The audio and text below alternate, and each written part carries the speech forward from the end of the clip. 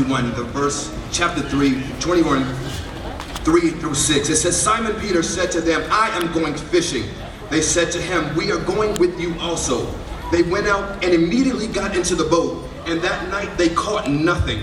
But when the morning had now come, Jesus stood on the shore, and he asked them, children, have you any food? They answered him, no. And he said to them, cast the net on the right side of the boat, and you will find some. So they cast, and now they were not able to draw it in because of the multitude of fish. For the next few moments, I just want to talk to you regarding the theme, bite me. Oftentimes, when we look at this text, we focus on the disciples and them fishing. Tonight, I want to look at the fish. The fish in this text, they had a choice. Why did the fish choose to bite on the right side of the boat, but not the left?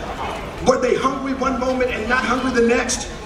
They had to make a decision. And they bit the bait on the right side of the boat, and they had to know what they were going to respond to.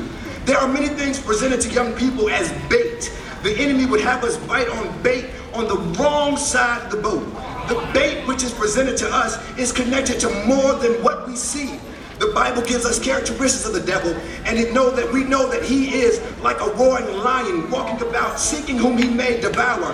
We know that lions can be subtle, sneaky, and conniving. They wait for the perfect opportunity to strike their prey. As Christians, there are bad decisions that we cannot afford to make. We may think that there are things that we can handle, but in reality, we cannot. We have to realize that the bait comes to deceive, make us think that it's a worm, when in reality it's a piece of rubber connected to a string waiting to take us out. First, the bait comes to make us do things contrary to the Word of God.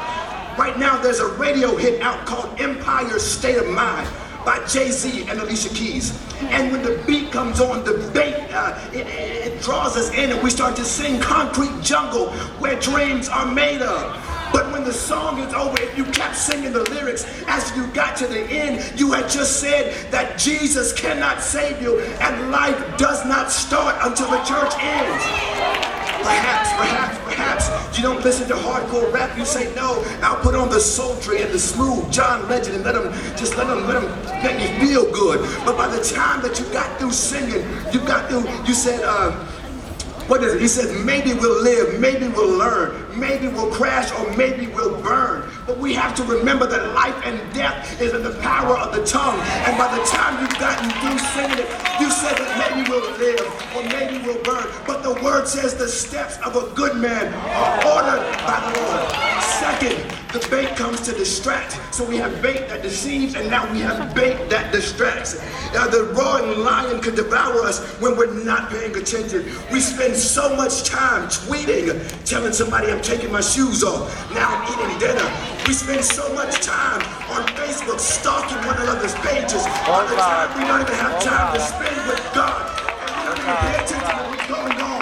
The bait comes to distract us and get our mind on things that are not of God. And we spend time sitting down and we don't know our God that we come to worship. So the enemy comes to deceive and he comes to distract. So I asked a question in the beginning of the message saying, why did the fish respond to the bait on the right side of the boat and not the fish on the left side of the boat? Jesus had spoke to the disciples when they had not gotten any fish. And I firmly believe that the fish did not respond to that bait on the left side of the boat because they were classy. They weren't just going to let any kind of bait take them out. They weren't going to bite on anything, but they wanted to bite on something that was worth them giving their life for. The bait came that we could give our life. He wants us to sink our teeth into something that is worth us dying